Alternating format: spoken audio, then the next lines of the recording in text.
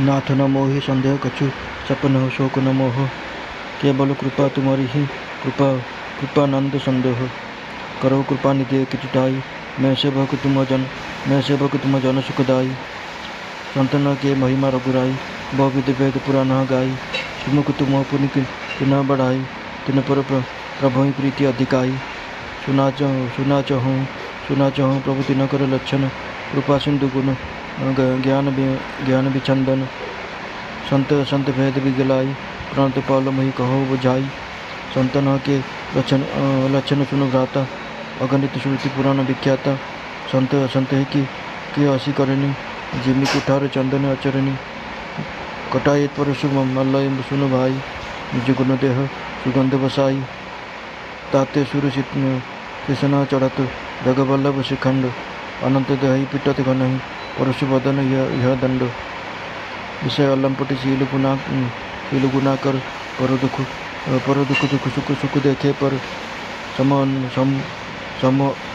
समभूत रिपु विमद विरागी, लोभ मरस हरस भय त्यागी।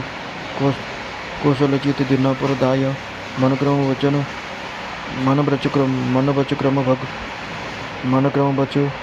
वच क्रम मम भगति अमाया। सबई मान प्रद आपु अमानी, भरत प्राण सम मम ते प्राणी।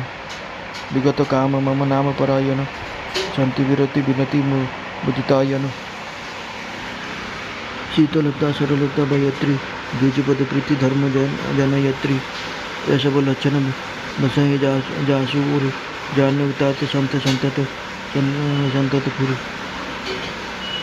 समदम नियम नीति नहीं डोलही, पुरुष वचन कबहु नहीं बोलही। निंदा स्तुति अभय सम, ममता मम पद कंज। ते सज्जन मम प्राण प्रिय, गुण मंदिर सुख पुंज। सुनऊ असन केर स्वभाव, भूलऊ संगति करिय न काऊ। तिन्ह कर संग सदा दुखदाई, जिमि कपिल घाल हर हाई। फलन हृदय अति ताप विशेषी, जग जरहि सदा पुर संपत्ति देखी। जहाँ कहूँ निंदा सुनी पर आई, हरषि मनहु परिनिधि पाई। काम क्रोध मधु लोभ परायन, निर्दय कपट कुटिल मलायन। बहुरु कारण सब कहूँ सो, जो कर हित अनहित ताहूँ सो। झूठों लेना झूठों देना, झूठों भजन झूठ चबेना। बोलई मधुर वचन जिमि मोरा, खार महाहि हृदय कठोरा। पर जोहि पर दार रत, पर धन पर अपवाद। ते नर पाबर पापमय, देह धरे मनु जात।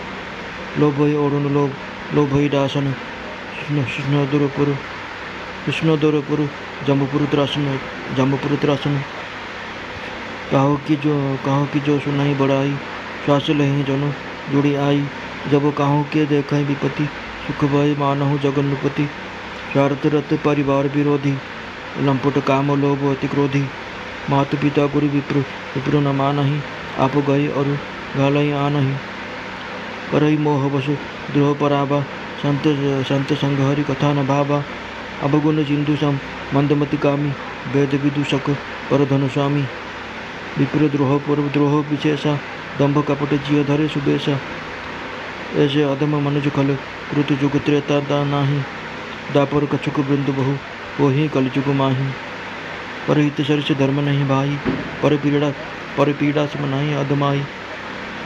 निर्णय सकल पुराण वेद कर, कहु तात जन ही कविद नर शरीर धरि जो पर पीरा। करे सुसहाय महाभव वीरा। करी मोह बस नर अगनाना, सारथ रत परलोक नशाना। काल रूप तिन कह में भ्राता, सुनो और शुभ और अशुभ कर्म फलदाता। अस विचारी जे परम सयाने, भजी मोहि संस्तुत दुख जाने। त्यागई कर्म शुभाशुभदायक, भजई मोहि सुर नर मुनि नायक। संत असंतन के गुण भाषे, ते न पर ही भव जिन्ह लखी राखे। सुनो तात माया कृत गुण, और दोष अनेक। गुण ही अभय न देखिए सो अविवेक। श्रीमुख वचन सुनत सब भाई, हर से प्रेमन हृदय समाई। करहि विनय अति बरहि बार, हनुमान ही हर्ष अपार पुनि रघुपति निज मंदिर गए। ऐ विधि चरित करन करत नित नय बार बार नारद मुनि आवहि चरित पुनित राम के गावहि। नित नव चरित देखि मुनि जाहि ब्रह्मलोक सब कथा कहाहि। सुनि बिरंचि अतिशय सुख मानहि पुनि पुनि तात करहु गुण गाव गानहि। कनकादिक नारदहि सराहहि यद्यपि ब्रह्म निरत मुनि आहहि।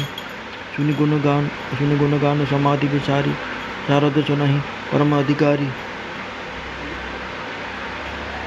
जीवन मुक्त ब्रह्म पर चरित सुनहि जीवन मुक्त ब्रह्म पर चरित सुनहि तज ध्यान। जो हरि कथा न करहि रति तिन्ह जो हरि कथा न करहि रति तिन्ह के ही पाषाण। एक बार रघुनाथ बोलाए गुरु द्विज पर गुरुवासी सब आए। बैठे गुरु मुनि और द्विज सज्जन बोले वचन भगत भवभंजन। सुनो सकल पुरुजन सम गुरुजन मम बानी कहो न कछु ममता उरानी। नहीं अनित नहीं कछु प्रभुताई सुनो करहु में करहु जो तुम्हें सुहाई। सोई सेवक प्रियतम मम सोई मम अनुशासन माने जोई। जो अनिति कछु भासे भाई तो मही बरजो भाई बिसराई। बड़े भाग मानुष तन पावा श्री दुर्लभ सब ग्रंथ ही गावा। साधन धाम मोक्ष कर द्वारा पाई न जो ही परलोक सबारा। सो परत्र दुख पावई सिर धुनि धुनि सो परत्र दुख पावई सिर धुनि धुनि पछताई। कालई कर्म ईश्वर ही मिथ्या दोष लगाई। ऐ तन कल फर विषय न भाई स्वर्ग स्वल्पन अंत दुखदाई। तन करु नर तन पाई विषय मम देहि विषय मन देहि। पलटि सुधाना सुधाते संठ बिसलेहि ताहि कबु भल करे न कोई। गूंजा ग्रसई परम मनि कोई। आकर चरित लक्ष्य 84 जोनि भ्रमत यह जीव अविनाशी। फिरत सदा माया कर प्रेरा काल कर्म स्वभाव गुण घेरा। कबहु को करी करुणा नर देहि देते ईश बिनु हो हेतु सनेहि। नरोतन भव बारिधि कहु बेरो सन्मुख मरुतो अनुग्रह मेरो। करण धार सदगुरु दुड़ नाभ दुर्लभ साज सुलभ करि पाव। जो न तेरे भव सागर नर समाज जो न तेरे भव सागर नर समाज अस पाई। सो कृति निंदक मंदमति आत्महान गति जाई। जो परलोक सुख चाहो सुन मम वचन हृदय दृढ़ गहो। सुलभ सुख तुम मार्ग यह भाई भगति मोरी पुराण श्रुति गाई। करत कष्ट बहु पावई को भक्तिहीन मोहि प्रिय नहीं सो। भक्ति सुतंत्र सकल सुख खानी बिनु सत्संग न पावई प्राणी। पुण्य पुंज बिनु मिलहि न संत गति संस्कृति करो अंत। पुण्य एक जग महु नहीं दूजा मनग्रह बचन विप्रपद पूजा। सानुकूल तई पर मुनि देवा जो तज कपट करे द्विज सेवा। और विवेक गुप्त मत सबई कहो कर जोरी। शंकर भजन बिना नर भगति न पावई मोरी। कहो भगति पथ परम कबन प्रसन्न कहो भगति पथ कबन प्रयास। जोगन मख जप तप उपवास। सरल स्वभाव न मन कुटिलाई जथा लाभ संतोष सदाई। मोर दास कहई नर आशा करो तो कहो कहा विश्वास। बहुत कहो क्या कथा बढ़ाई यही आचरण बस्सी में भाई। देन न विग्रह आसना त्रासा सुखमय ताही सदा सब आशा। अनारंभ अनिकेत मानी अनगौरव सुदंश दक्ष विज्ञानी। प्रीति सदा सज्जन सतसंगा तुनु सम विषय स्वर्ग अपवर्ग।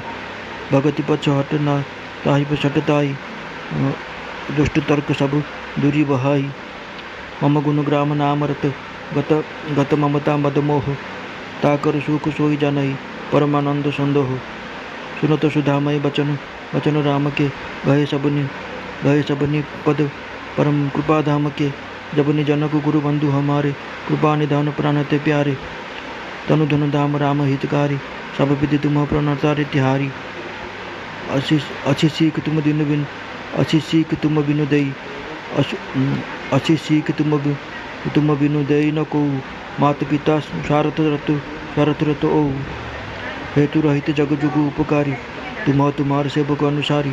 स्वार्थ मीत सकल जग माही सपने प्रभु परमार्थ नाही। सबके प्रेम बचन प्रेम रस सानी। मुनि रघुनाथ हृदय हरसानी। सुनि रघुनाथ हृदय हरसानी। निज निज गृह गए आयुष पाई। प्रभु जब बरतन प्रभु बत कहीं सुहाई। उमा अवधवासी नर नारी कृत उमा अवधवासी नर नारी कृतारथ। उमा अवधवासी नर नारी कृतारथ रूप। ब्रह्म सच्चिदानंद घन रघुनायक जम्भूप।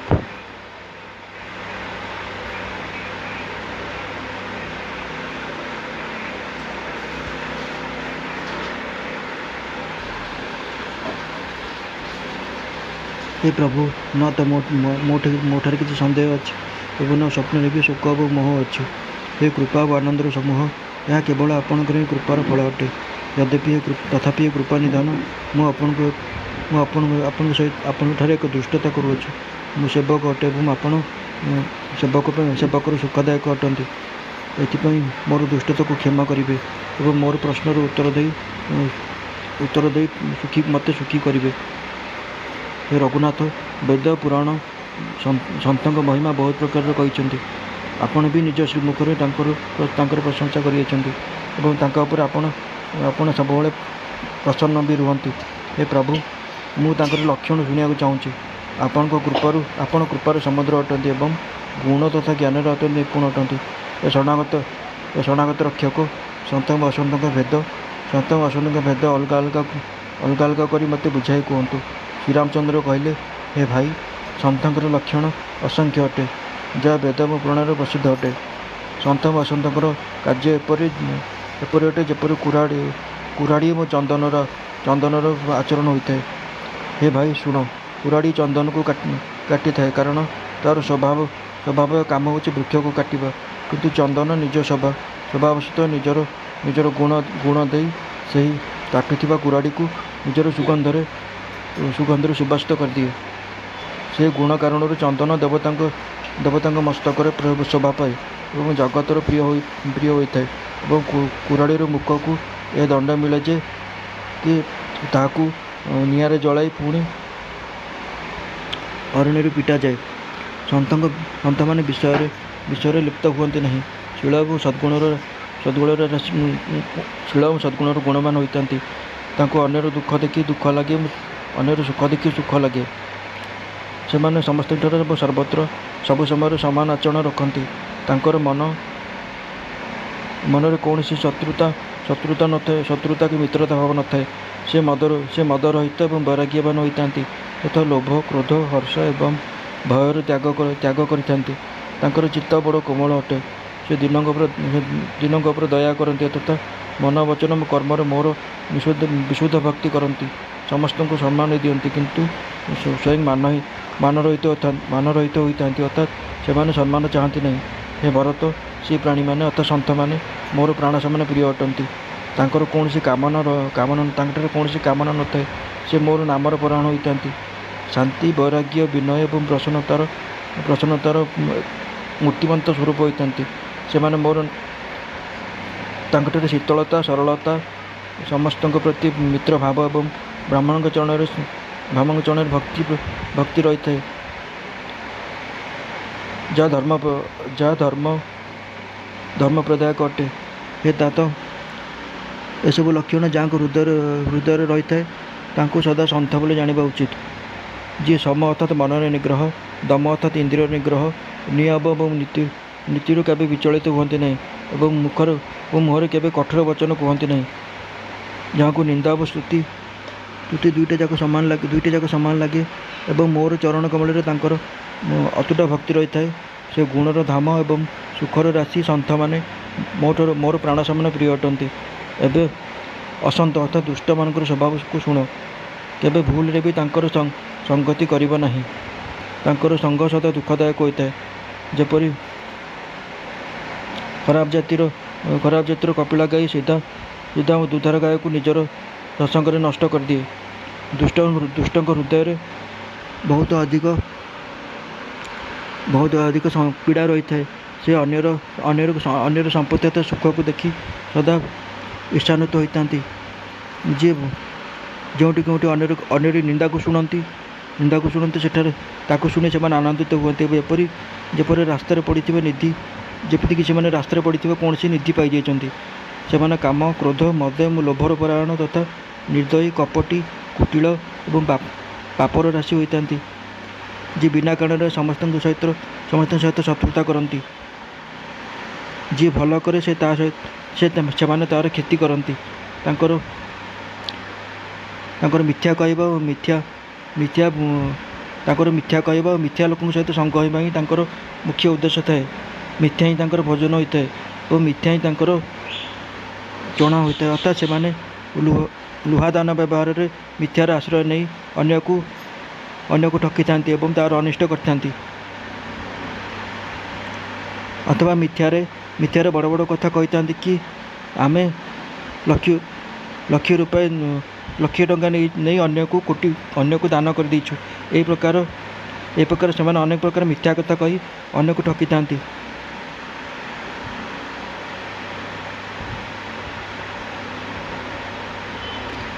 ମତଲବ ଏହା ଯେ ସେମାନେ ସବୁ କଥାରେ ମିଥ୍ୟା ହିଁ କହିଥାନ୍ତି। ଯେପରି ମୟୂର ବହୁତ ମଧୁର ବଚନ କହେ, କିନ୍ତୁ ତାର ହୃଦୟ ଏପରି କଠୋର ହୋଇଥାଏ ଯେ ସେ ମହାବିଷଧର ସର୍ପକୁ ବି ଖାଇଯାଏ। ସେହିପରି ବି ମୁହଁରେ ମଧୁର ବଚନ କହିଥାନ୍ତି, କିନ୍ତୁ ହୃଦୟରେ କଠୋର ହୋଇଥାନ୍ତି। ଏପରି ଲୋକଙ୍କଠାରୁ ସର୍ବଦା ଦୂରରେ ରହିବା ଉଚିତ। ସେମାନେ ଅନ୍ୟ ସହିତ ଦ୍ରୋହ କରନ୍ତି ଏବଂ ଅନ୍ୟର ସ୍ତ୍ରୀ, ଅନ୍ୟର ଧନ ତଥା ଅନ୍ୟର ସମ୍ପତ୍ତି, ଅନ୍ୟର ନିନ୍ଦାରେ ଆସକ୍ତ ରୁହନ୍ତି। ସେମାନେ ପାମର ଏବଂ ପାପମୟ ମନୁଷ୍ୟ ନର ଶରୀର ଧାରଣ କରିଥିଲେ ମଧ୍ୟ ରାକ୍ଷସ ହିଁ ଅଟନ୍ତି। ଲୋଭ ହିଁ ତାଙ୍କର ଓଢ଼ଣୀ ଏବଂ ଲୋଭ ହିଁ ତାଙ୍କର ବିଛଣା ଅଟେ। ଅର୍ଥାତ୍ ସେମାନେ ସଦା ଲୋଭପରାୟଣ ହୋଇ ରହିଥାନ୍ତି। ସେମାନେ ପଶୁଙ୍କ ସମାନ ଆହାର ବିହାର ଏବଂ ମୈଥୁନ ପରାୟଣ ହୋଇଥାନ୍ତି। ତାଙ୍କୁ ଯମପୁରର ଭୟ ବି ଲାଗିନଥାଏ। ଯଦି କାହାର ନିନ୍ଦାକୁ ଶୁଣନ୍ତି ଯଦି କାହାର ପ୍ରଶଂସା ଶୁଣନ୍ତି, ତେବେ ସେମାନେ ବହୁତ ଦୁଃଖରେ ରୁହନ୍ତି ଏବଂ ଯାହାର ନିନ୍ଦା ଶୁଣନ୍ତି ସେମାନେ ବହୁତ ପ୍ରସନ୍ନ ହୋଇଯାନ୍ତି ଏବଂ ଯେତେବେଳେ ଯାହାର କଷ୍ଟକୁ ଦେଖନ୍ତି ସେତେବେଳେ ସେମାନେ ଏପରି ଖୁସି ହୁଅନ୍ତି ଯେପରି ଜଗତର ରାଜା ହୋଇଯାଇଛନ୍ତି। ସେମାନେ ସ୍ୱାର୍ଥପରାୟଣ, ପରିବାରଙ୍କର ଅପ୍ରିୟ ଏବଂ ଲୋଭର କାରଣରୁ ଲମ୍ପଟ ଏବଂ ଅତ୍ୟନ୍ତ କ୍ରୋଧୀ ହୋଇଥାନ୍ତି। ସେମାନେ ମାତା, ପିତା, ଗୁରୁ ଏବଂ ବ୍ରାହ୍ମଣ କାହାକୁ ବି ମାନନ୍ତି ନାହିଁ। ନିଜେ ତ ନଷ୍ଟ ହୋଇଥାନ୍ତି, ତା ସହିତ ଅନ୍ୟମାନଙ୍କୁ ବି ନଷ୍ଟ କରିଦିଅନ୍ତି। ମୋହରେ ପଡ଼ି ଅନ୍ୟ ସହିତ ଶତ୍ରୁତା କରନ୍ତି। ତାଙ୍କୁ ନା ସନ୍ଥମାନଙ୍କ ସଙ୍ଗ ଭଲ ଲାଗେ, ନା ଭଗବାନଙ୍କର କଥା ହିଁ ଭଲ ଲାଗେ। ସେମାନେ ଅବଗୁଣର ସମୁଦ୍ର, ମନ୍ଦବୁଦ୍ଧି, କାମୀ ଅର୍ଥାତ୍ ରାଗଯୁକ୍ତ, ବେଦନିନ୍ଦୁକ ଏବଂ ଜୋର କରି ଅନ୍ୟର ଧନକୁ ଲୁଟି ନିଅନ୍ତି। ସେମାନେ ଅନ୍ୟ ସହିତ ଶତ୍ରୁତା କରନ୍ତି। କିନ୍ତୁ ବ୍ରାହ୍ମଣଙ୍କ ସହିତ ଦ୍ରୋହ ବିଶେଷ ରୂପରେ କରନ୍ତି। ତାଙ୍କ ହୃଦୟରେ ଦମ୍ଭ ଏବଂ କପଟ ଭରି ହୋଇ ରହିଥାଏ, କିନ୍ତୁ ସେମାନେ ଉପରକୁ ସୁନ୍ଦର ବେଶ ଧାରଣ କରି ରହିଥାନ୍ତି। ଏପରି ନୀଚ ଏବଂ ଦୁଷ୍ଟ ମନୁଷ୍ୟ ସତ୍ୟଯୁଗ ଏବଂ ତ୍ରେତାରେ ବି ଅଛନ୍ତି, ଦ୍ୱାପରରେ ବି ରହିବେ ଏବଂ କଳିଯୁଗରେ ତ ସେମାନେ ଅସଂଖ୍ୟ ଭାବରେ ଉତ୍ପନ୍ନ ହେବେ। ହେ ଭାଇ, ଅନ୍ୟର ଉପକାର ସମାନ ଅନ୍ୟ କୌଣସି ଧର୍ମ ନାହିଁ ଏବଂ ଅନ୍ୟର କ୍ଷତି କରିବା ସମାନ ଅନ୍ୟ କୌଣସି ପାପ ନାହିଁ। ହେ ତାତ, ସମସ୍ତ ପୁରାଣ ଏବଂ ବେଦମାନେ ଏହା ହିଁ କହିଛନ୍ତି।